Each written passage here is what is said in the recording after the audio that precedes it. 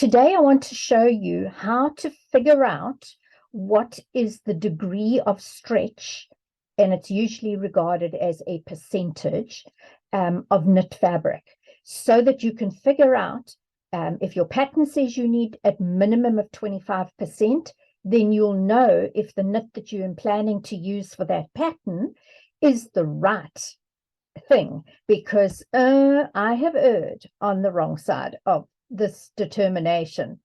I have made pants, and both panties and long pants, and the degree of stretch was not enough, and I could barely get them past my knees, let alone onto my hips. So it is important. This is an important thing to know and understand. So I am going to take you to my camera, and I'm going to show you what is the way to figure this out. So you're going to take just a piece of paper, a regular piece of paper, and a ruler, and you are going to mark a line across your paper. I'm just using a black Sharpie pen. That's good. Or a ball pen. Even a pencil will work. And then what you're going to do is you're going to make a mark on the one end. And with your ruler, you are going to make a mark at the 5-inch. All right. So from there to there is 5 inches.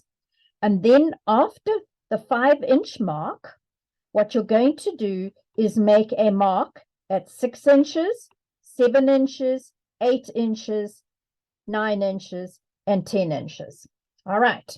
Now, from here to here, in other words, that mark there, this is where you are going to take 5 inches of your fabric. You're going to just lay the fabric down and don't stretch it. Hold it here and then pull it along here. And where it hits on these little markings here is what you will then determine how much stretch value your fabric has got. So this mark here is 20%. This is 40%. This is 60%. This is 80%. And this is 100%. Okay, so I think you can see all that writing. My writing is not the neatest, but I think you can see it. So this is the exercise that I would very much like you to do.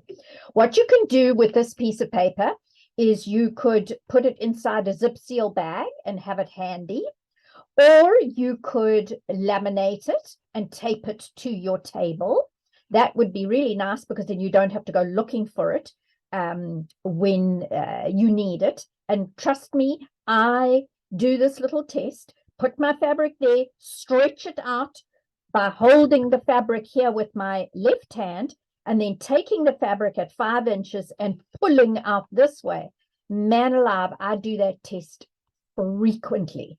So this chart is going to be a very, very handy item for you. All right, so that will show you that. And I'm just going to grab a piece of fabric. Actually, I'll grab more than one piece of fabric to show you that it's a very important thing when it comes to lingerie. This is a piece of very thin tricot duoplex type fabric, and it stretches a little bit in the one direction and virtually nothing in the other direction. So let's put the fabric down here, and I'm going to make sure I hold it with my left finger, and I'm going to pull it out here. And do you see that it barely even gets halfway? In other words, it's probably got less than 10% stretch, maybe 5%. So if my pattern is showing me that it wants the dogs this way, now the dogs are the degree of greatest stretch, then I would need to turn the fabric the other way, hold it firmly there, and pull now. And do you see that if I pull it out until I'm not overstretching it, but that's about as far as I can go, we're looking at just over 20%. So if my pattern piece has got the dogs, and it usually looks like this, it's got an arrow like that, and it'll say degree of greatest stretch or dogs. So if it says that, this is where you're going to have to put that pattern piece. The dogs must go that way. If you put them that way, then you could run into problems like I have when I've made panties and I have not been paying attention and I've put the dogs going this way. And then that's got virtually no stretch at all and it will not fit around your body. Those panties will just not work. And that's just a piece of duoplex, doesn't stretch very much. This piece here is power net. All right, it's got that distinct marking. If I bring it up there, you can see those little, almost like hexagons. And so I'm going to put the fabric, let's do it like this. I'm going to hold it down there and it's at the 5-inch mark and I'm going to pull this way. And it's stretching to about 20%. But if I do it the other way, and I hold it there carefully and I pull, do you see that it's stretching much further up to just beyond 40%? So if your pattern is calling for a power net that has got a minimum 40% stretch, this will work just fine, so long as you put your pattern piece that way.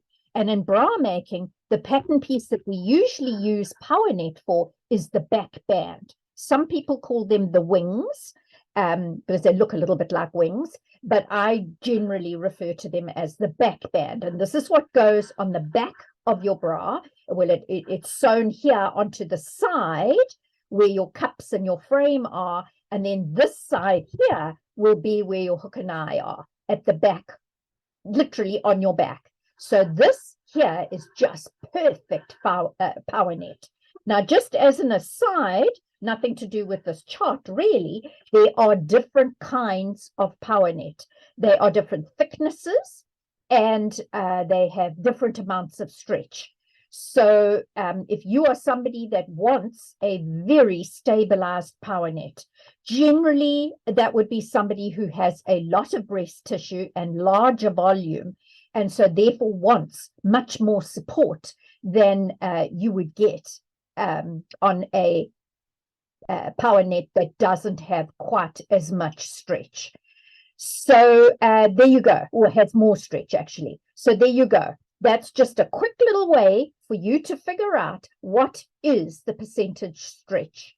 And for the patterns that we're using in our class, most of the patterns will tell you what degree of stretch is the minimum that you can use. One more point that I will make just before I finish off is that some fabrics have a two-way stretch. All right, and this one obviously stretches that way, but not very much, and it stretches this way a little bit more. So we would call this a four-way stretch, whereas this one really has the stretch going that way and virtually no stretch at all, other than just some mechanical give. So this would be known as a two-way stretch. And if you are using fabric like this and you want virtually no stretch at all in both directions, then what you would do with that is you would cut out your pattern pieces with the arrow for the dogs going this way, and you would do it with them going that way. And so they would be opposing dogs, and that then kind of negates the stretch. If you're wanting more support in your cups, that's one way that you can get that. Okay. So I wanted to show you one more thing. I've got some bamboo jersey here. It's a knit fabric, which is very stretchy. So I wanted you to see how that shows up on our chart. And so I will switch to the chart so that you can see that clearly. And this is the selvage edge of the jersey, the bamboo. And this, where it's rolling, is the crosswise right from selvage to selvage. So for starters, I'm going to hold the fabric up against our 5-inch mark, and I'm going to pull it here. And do you see that it's going to about 80%, almost 80% stretch on the lengthwise grain of the fabric? In other words, along parallel to the selvage. Then if I take it on the cross grain, and by the way, in case you don't know, when it rolls a lot like that, that's a good indication of a single knit. This fabric is absolutely fabulous. It's so soft and so gorgeous to wear. I've made a Watson bra with it, and I have made a pair of smoothie panties with it, and I have also made a nightgown, and there will be more. I've got quite a lot of this fabric. So let's see how it stretches on the cross grain or from selvage to selvage. So let's hold it at that 5-inch mark again and pull. And do you see I can go all the way to 100%? So the cross grain is going to stretch more than on the selvage, but really it's pretty stretchy both ways. So this would for sure be a 4-way stretch. Now, let's say, for argument's sake, you're going to make a nightgown out of this. And you've got all your pattern pieces on the table, and it marks in the straight grain. Some nighty patterns may well mention the degree of greater stretch. And generally speaking, when you are making a garment, whether it's lingerie or a nightie or a pair of pants or a t-shirt, the most amount of stretch must go around the body, because if you don't have enough stretch around the body, you're going to be like in a straitjacket. All right, it's not going to be a comfortable garment at all. So always remember that the greatest amount of stretch, the dogs, must go around your body. On this particular fabric, it wouldn't really make a huge amount it wouldn't be a problem, because you've got 80% stretch on the cross grain and 100% and 80% on the lengthwise. So actually you could pretty much get away with it. But if, for example, you had a knit like a ponte, now I love ponte knit, but not for a nightie, because ponte, it varies depending on what the thread content or fiber content of the ponte is. It really doesn't stretch that much, as much as this anyway. So again, it's a very good idea if you're making a pair of pull-on elastic waist pants, which is what I've got dozens of them. I love making pants. I have made pants in 3/4 of an hour, literally from start to finish. So those are my go-to pants. And depending on what fabric you make, they can be really, really nice. So if you buy a good quality ponte and you make something that could be from a yoga pant pattern, then it looks super smart. It doesn't have to look casual and tracksuit, sweatsuit type of fabric at all. It can look really elegant. And then you team it with something really elegant as a top or a jacket, and nobody would even know that those pants were a yoga pant pattern.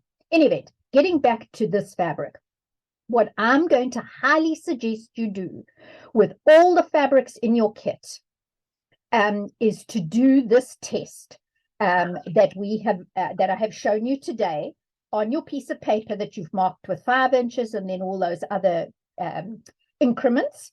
And I would like you to do a test with all of your fabrics to establish which is the way of greater stretch. Is it going vertically or is it going horizontally? Now, you probably don't have selvage edges in some of your pieces of fabric, because I was cutting off a big length of fabric and maybe you didn't get a selvage in on yours. Doesn't matter. The dogs is the test that you need. And then what you can do is you can then take your fabric, and don't do what I did. I cut out a lingerie bra once, and I made markings on it, the A's and the B's and the dogs and the whatever, all over it with a blue wash away marking pen. Only those marks didn't wash out. And in the end, it became a whole saga to get that bra dyed so that I couldn't see writing on my white bra. So what I would highly suggest you do is to use a wash away marking pen, but do it up near the very edge or corner of your fabric, just with a little arrow, so that you know that, let's say the dogs is going this way. If the dogs is going that way, then obviously you would do the arrow the other way. And as I said, make it unobtrusive, right near an edge, so it's not going to be a big problem for you like that one bra was a problem for me. And I'd like you to do that on all of them. If you don't want to use a blue wash away marking pen, I wouldn't use chalk or a pencil or a ball pen or anything like that. What you can do is get a tiny sticker, you know, one of those little round stickers, and just write a little arrow on that sticker and stick the sticker somewhere on your fabric, and then you can just peel the sticker off. You could possibly even reuse them. What you could also do is, if you have that embroidery tape, all right, many of us that do embroidery have embroidery tape, and it is great. I'm just trying to see if I've got one that's open for you, but I don't. Actually, I do. On my desk over here, I do. So let me grab it. All right. Here's embroidery tape. If you don't have a sticker, which actually I don't have in my house at the moment, you're going to take a little piece of this embroidery tape, and you can just cut a small piece off. You really don't need more than 1/2 inch to 1 inch. And then just draw, and I'm going to do it with my black Sharpie pen on the table. Okay, you're going to draw on your embroidery tape. It's sticky on the one side, and then you're just going to tear it off. It tears off very easily, and it really doesn't matter if those are sort of funny edges, because nobody's going to see it, and it's going to get peeled off before your bra, long before your bra is finished. And then what you will then do is, let's say this is your power net, and you've done the test that way, and you've done the test this way, and we know that this way is the dogs. So what you will then do is just stick your little piece of embroidery tape on there. If you don't have embroidery tape, doesn't matter. A little piece of masking tape or a little piece of Scotch tape even would be fine, so long as you can remove it later and it's not leaving a lot of glue. Like, I wouldn't use duct tape.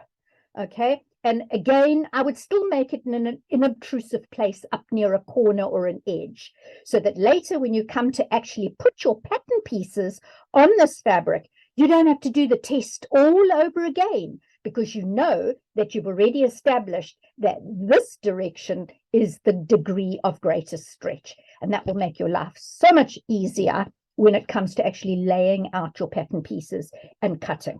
So I think that's it for today on degree of how to determine the stretch value, and just a few little advanced bits and pieces of information for you before it gets to our Friday night of our retreat, or our first class, where we're going to start cutting out our pattern pieces. So see you then.